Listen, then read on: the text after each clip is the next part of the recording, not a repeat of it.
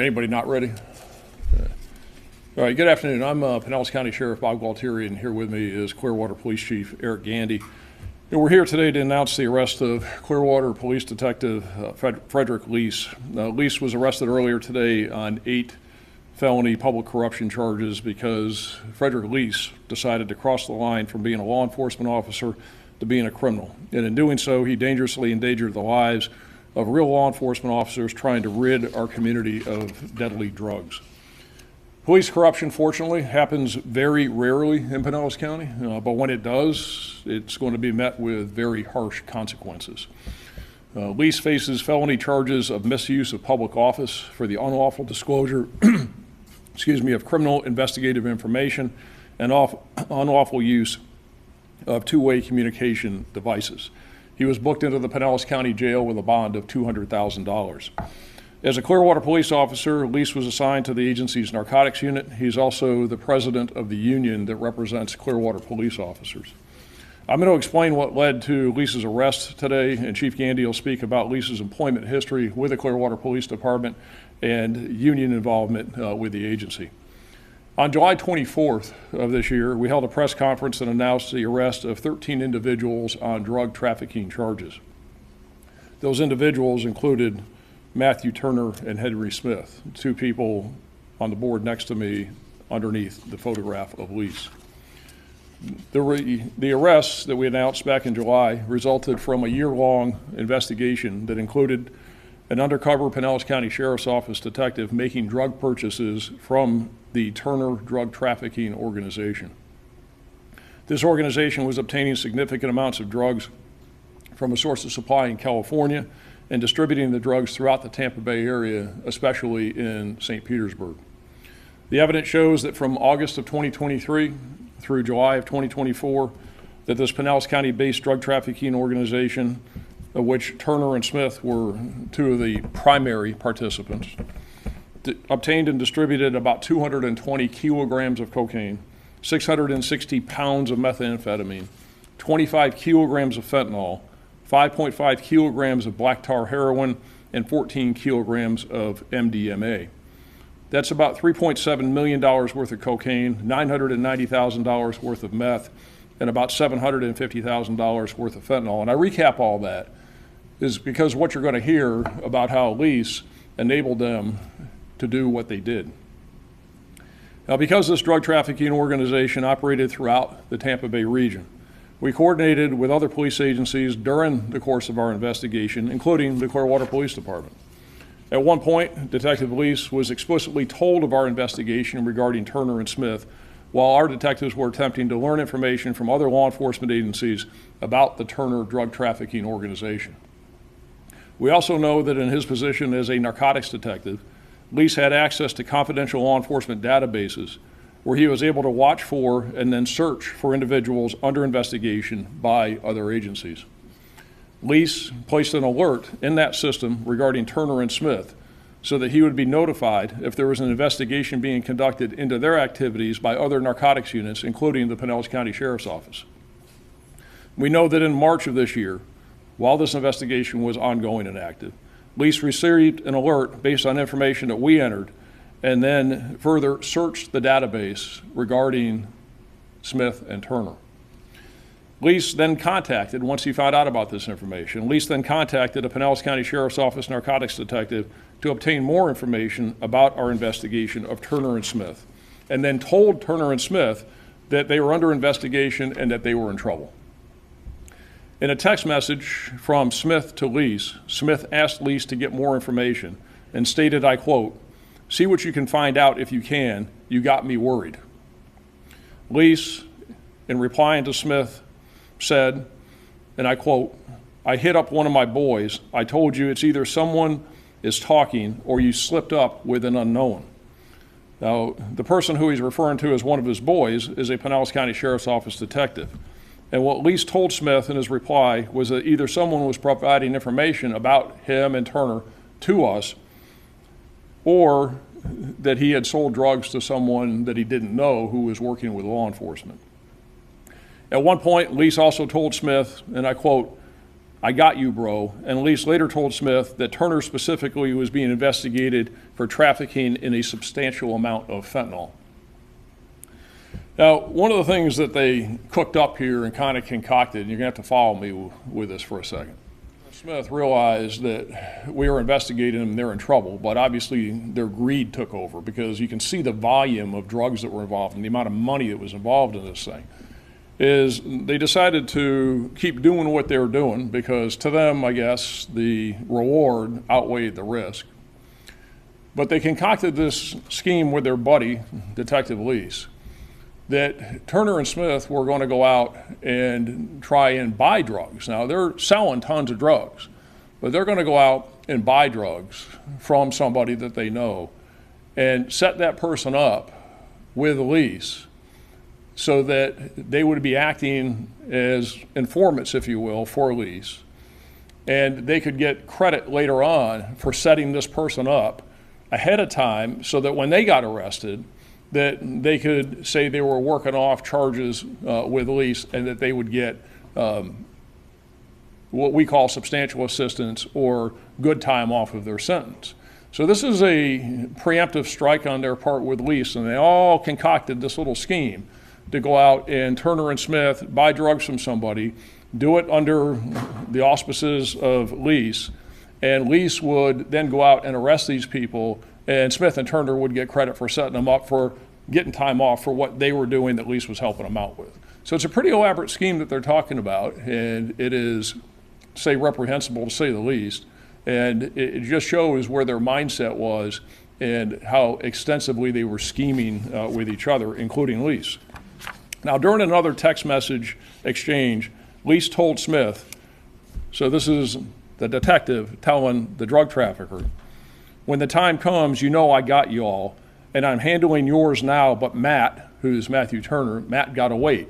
Well, what that refers to is what I just told you, because Smith was out trying to set people up so that they could stack all of that to get him credit, and then he's going to work with Turner to do the same thing.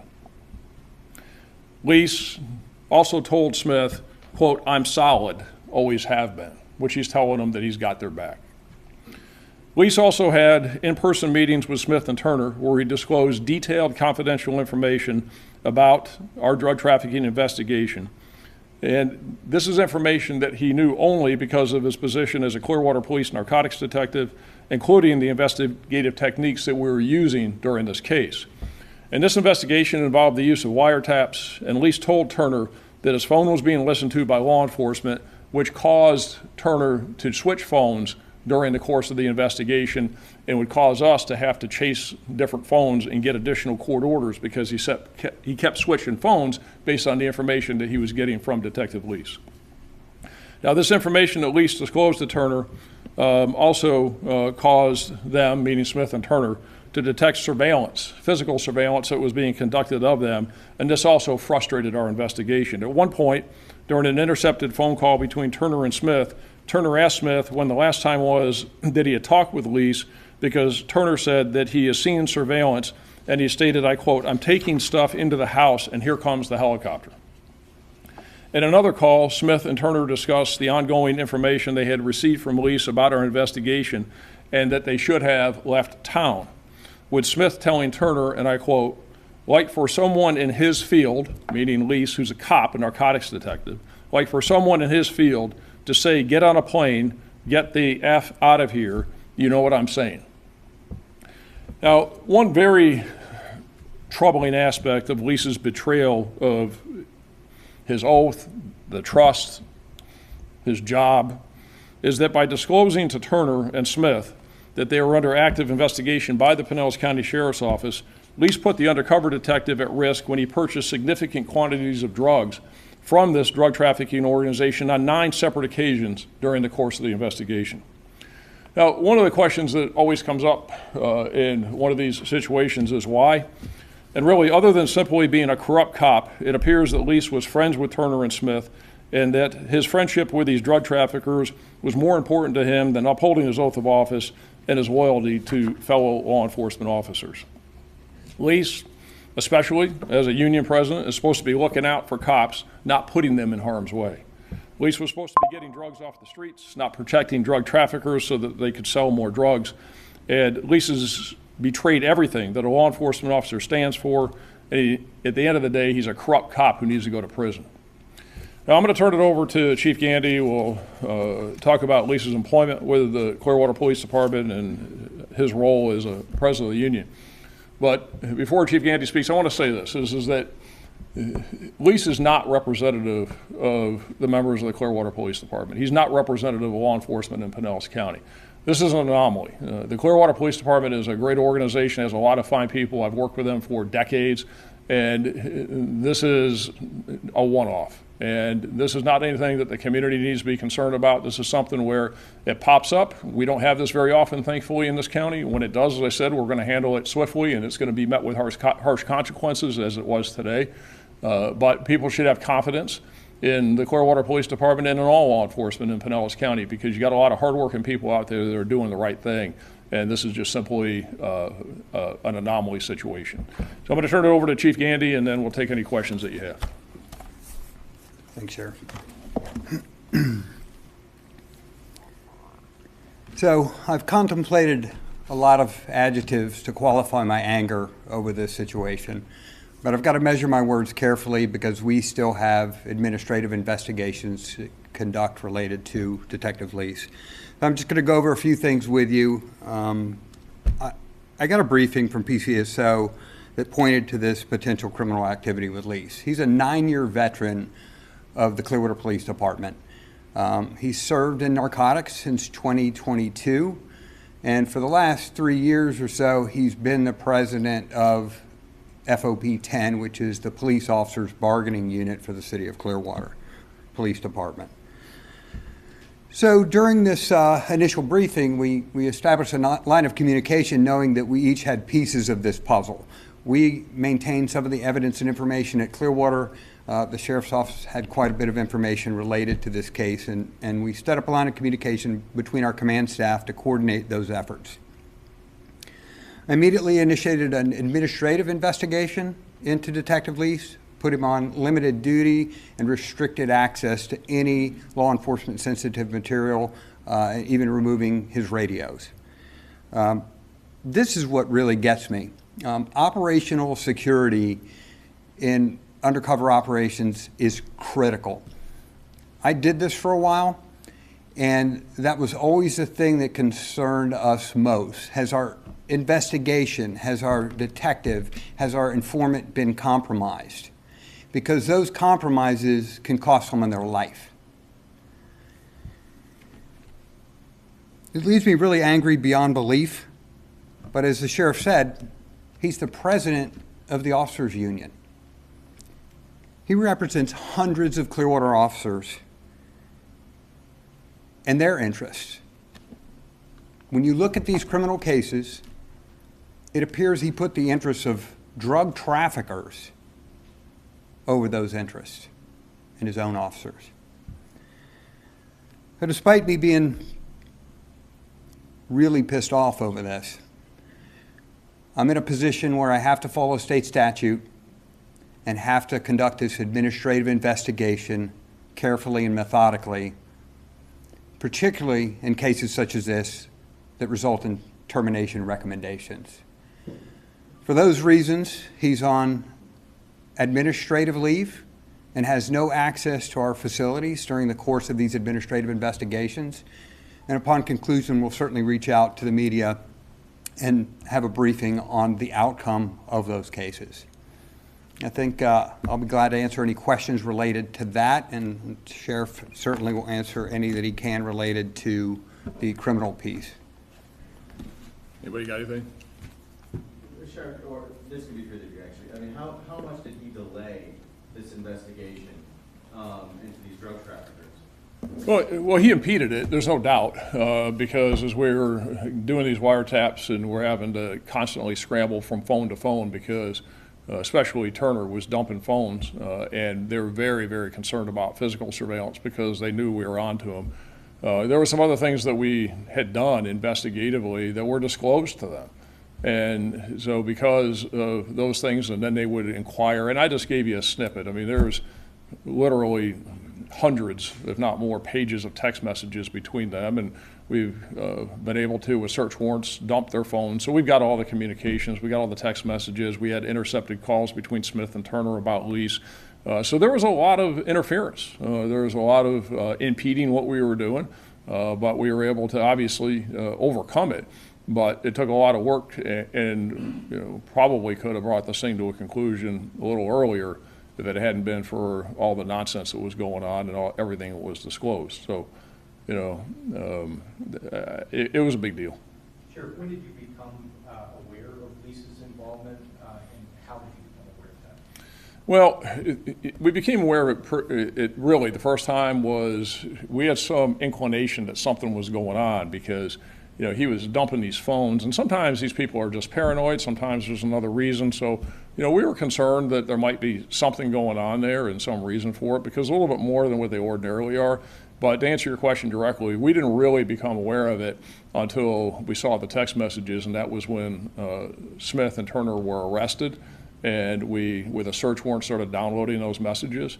And then we were starting to put it together between those messages and then some intercepted phone calls. And Lease goes by, and they called him by the name of Will, even though his name is Frederick or Fred, he goes by, but he also goes by Will. And we didn't put that together, so we had these calls with Will. So it was really at the end of the case is when we had an idea that we had a problem. And is there any evidence at all that he received kickbacks in the form of drugs or money?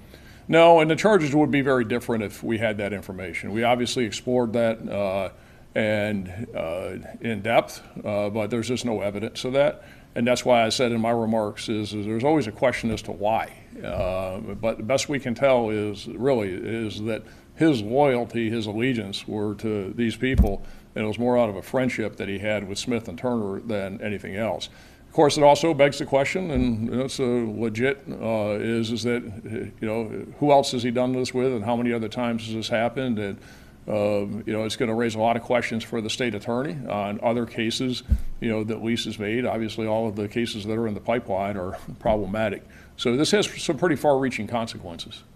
Any evidence that he had contact with Mr. Turner and Mr. Smith before this case? And just kind of a little more details about this friendship. He knew him for a long time, and we don't know exactly all the details of that, but this had been a relationship that had been in place for a while. And Turner and Smith have been selling dope for a long time. So, this wasn't the first rodeo with this. It just so happened that we were in a position where we were capturing it.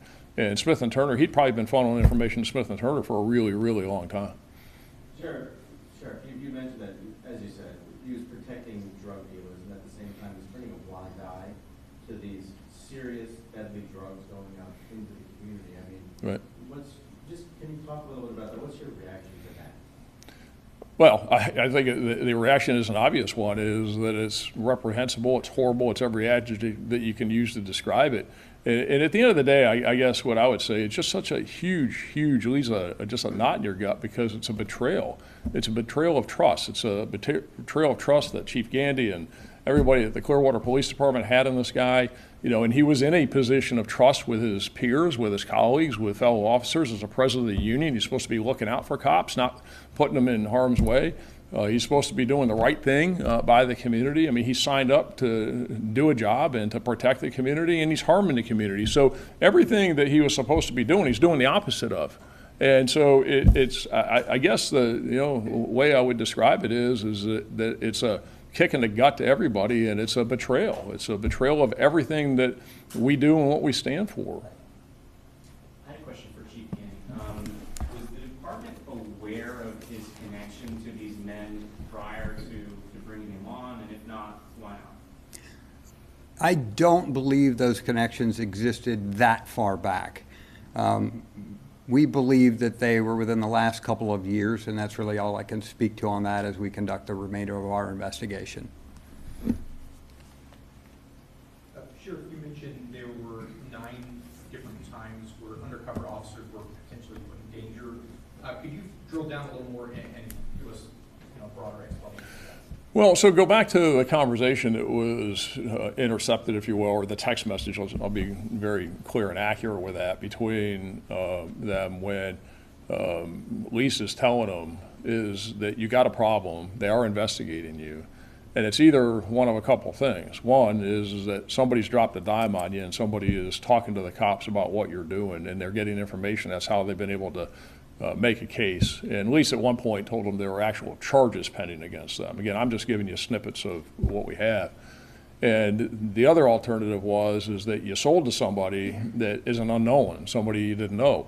Well, that's a classic example of where you're putting somebody an undercover, because usually what happens is that these undercovers are introduced through somebody else. Sometimes there's long-term relationships, sometimes there's not, or longer term, but they become suspicious of who they're selling to. And, you know, in this world, and remember also, I didn't mention it, but if you went back to the press conference from July 24th when we announced this, is that we also see several guns from Turner and Smith, from their stash place out there at Roosevelt and 19. So these guys were also charged with armed drug trafficking. And so when an undercover is making buys and somebody is suspicious of them, is that sadly, unfortunately, is that sometimes if they don't know and they get suspicious, they're going to harm them or they're going to kill them because they think that that person is somebody, and a lot of times they don't know that they're cops. And this is one of the most dangerous things that law enforcement officers do, is to act in an undercover capacity. And sometimes it's because they don't know, they're not concerned that they're undercover cops, they're concerned they're informants and they're willing to kill informants. So that's what makes it so dangerous. And so when these guys are all hinked up, they're all suspicious, they're all worried, they got a cop who's telling them that somebody, okay, is into you, and somebody that you're selling to and your organization is selling to might be the cause of your problems, that puts any undercover that is working in that investigation in some really serious peril. That's how it works, and that's why it's a big deal and it's a big problem. Anybody else have any other questions? I did have one other question.